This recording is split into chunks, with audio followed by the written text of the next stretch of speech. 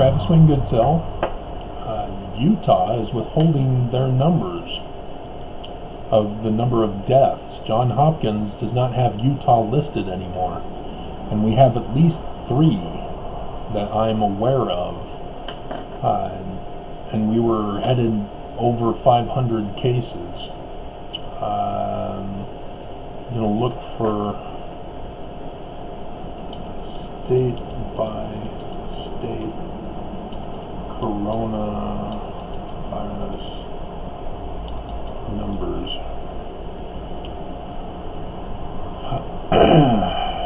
Here's one, 21 minutes, 17 hours. Here's the cases in the U.S. by the CDC.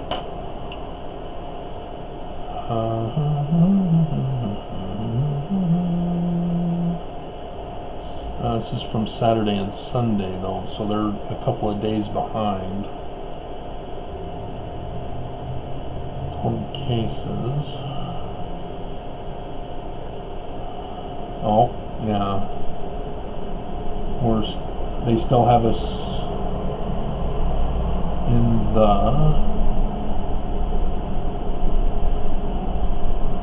It looks like... Yeah, we've passed 500, it looks like. The color looks like it's the 501 to 1,000 mark.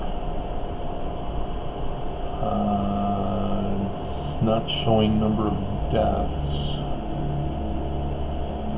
806, and yes, it's widespread.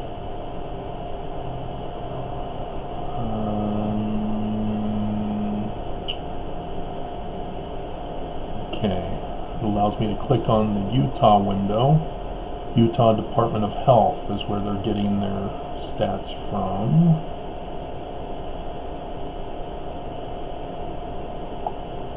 However, they're not making it instantly available. Corona updates.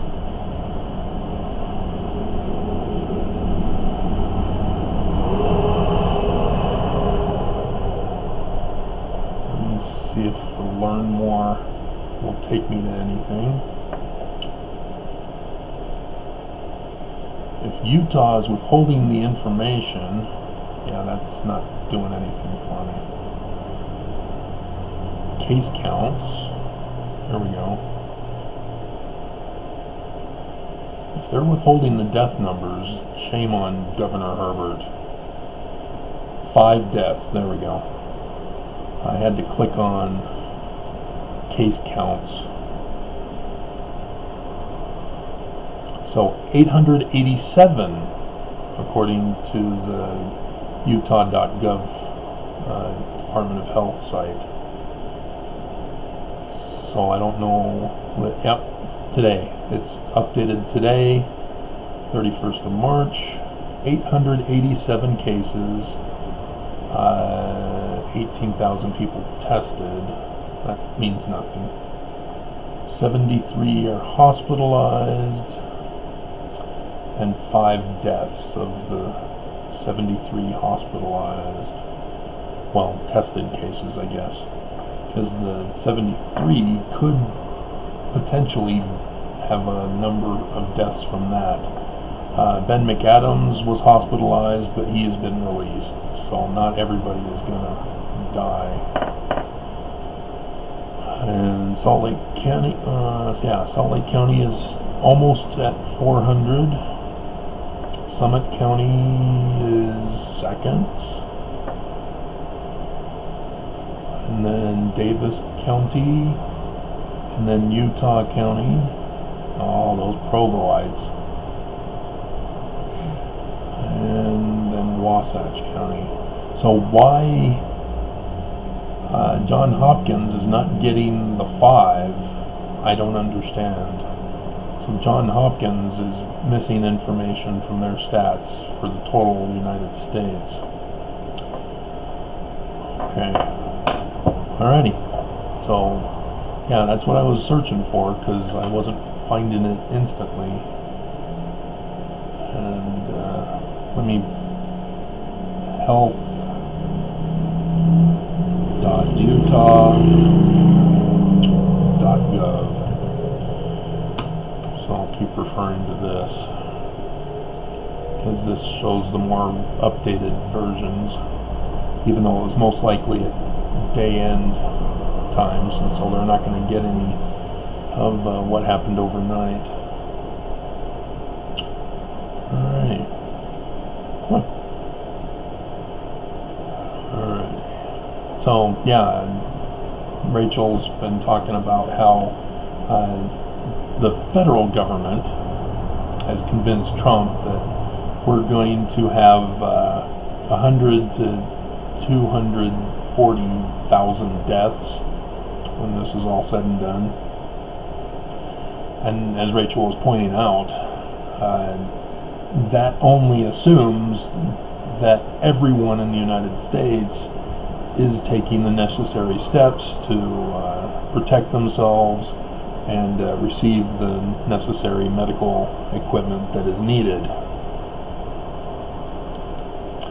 And as she is well aware, as we all should be aware, it's not being done. And so the 240,000 number is low.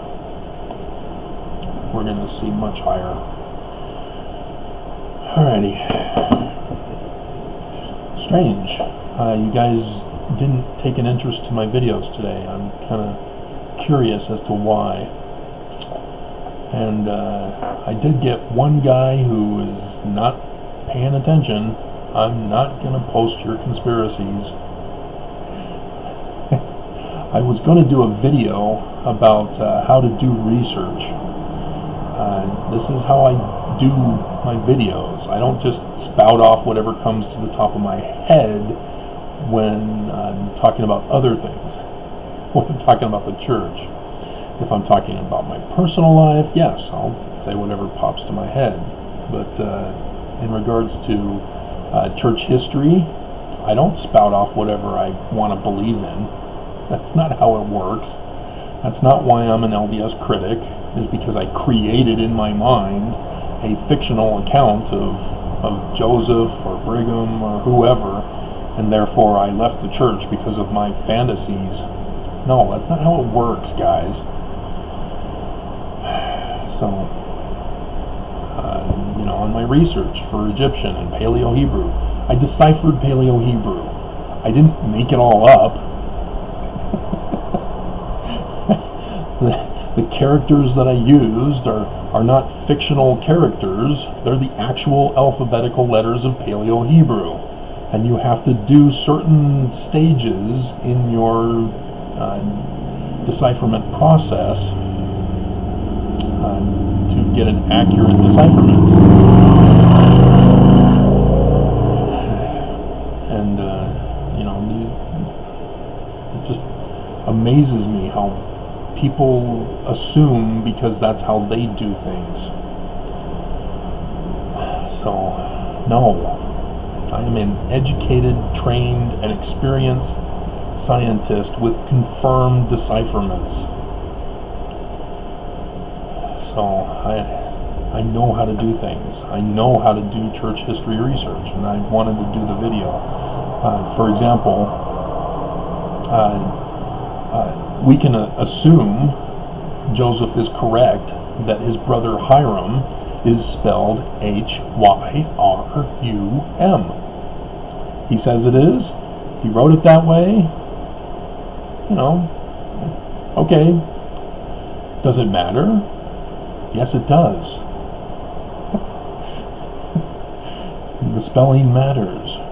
And the history, the accurate history, tells us exactly why it was changed to Hyrum from Hiram. Now, how do I know it's Hiram? Oh, you're just making it up, Travis. You're just trying to cause problems and contention. You're just an apostate. No, it comes from court documents. What court documents, Travis? What are you talking about? 1838 court documents where Hiram was arrested with Joseph and other Mormons. His name is spelled Hiram. Why? Because that's his birth spelling name. He did not have it officially changed. And so when he got arrested, he has to state his name and have it spelled correctly. That's how you do research. And so then you've got to ask yourself, well, why doesn't the church spell it that way? Because they didn't even recognize him by that spelling in the list of those arrested Mormons. That's why. I'm the one who caught it. So, I mean, there are techniques used to do research, to do decipherments, to find out things. And so when I say the 4 horsemen of the apocalypse are the 4 kings of the 4 various nations that I listed, I did that because I did the research. I'm not making it up. I don't make up facts. I don't make up truth. It's not my truth. I mean, you guys have been so destroyed in your thinking processes by our established systems, by our government, by religion, by businesses, by our educational systems. You guys don't know how to learn. You just go to school, you're told to memorize what they tell you to memorize, and you graduate depending on your ability to memorize. Then you go off to college, they continue the same method of learning, memorization. You go off to the universities, the same, unless you go into a specified field that allows you hands-on experience, like the medical field, for example. They may allow you to go into a hospital to get some hands-on experience, according to the levels. Obviously, you can't go in to do surgeries, but you can assist nurses or something by observing. I've seen that done here in Utah for certain fields as well, as people have observers with them from the universities. So, I mean,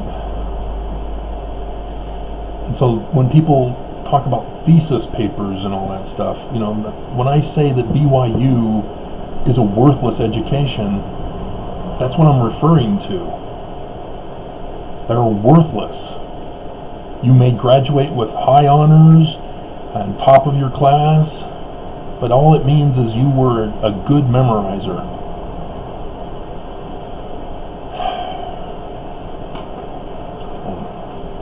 And, you know, with scriptures in the church, you can quote scripture, good for you. What does it mean? Can you compare it with the church? When you memorize,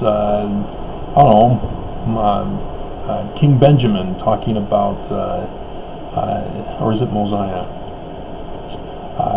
Talking about, I don't memorize. I learned the trick early on. You get reference books. You refer to those, and I can refer to the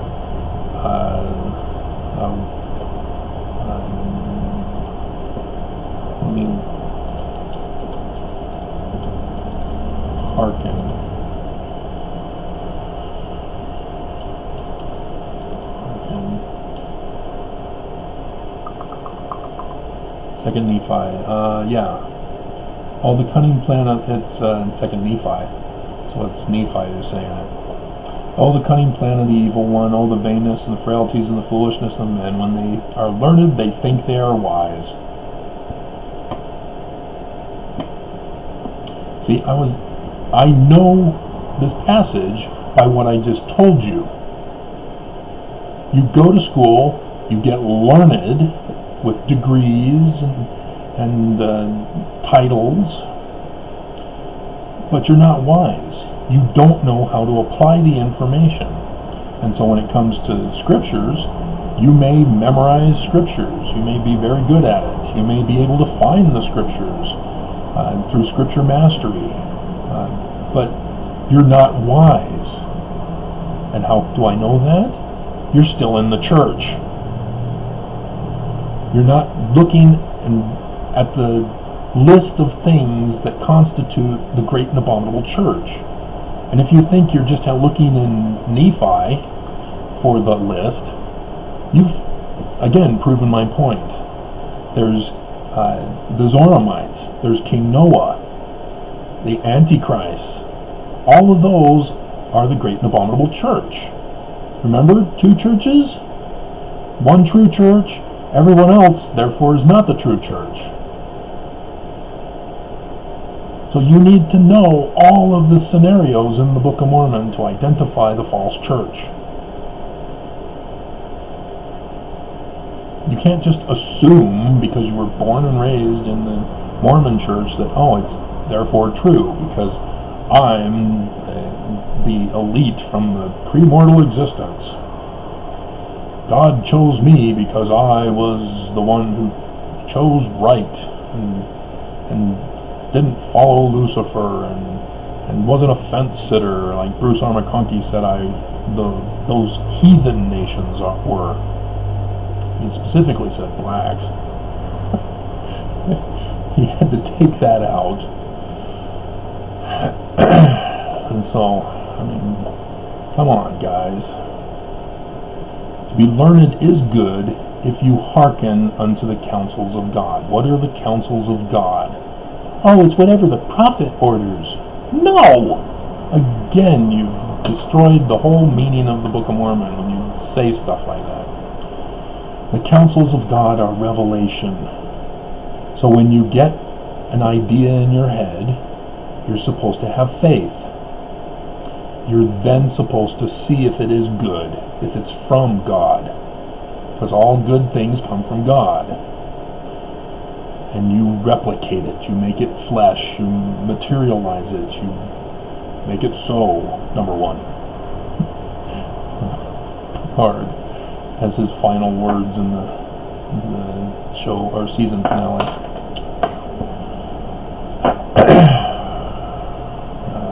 Actually engage, I think it was instead. That's how it is. Alma 32, starting in verse 28. That's hearkening unto the counsels of God. That's the process, is in Alma 32, starting in verse 28. Don't create a definition or an interpretation. Use the context of the Book of Mormon. So, cut it out.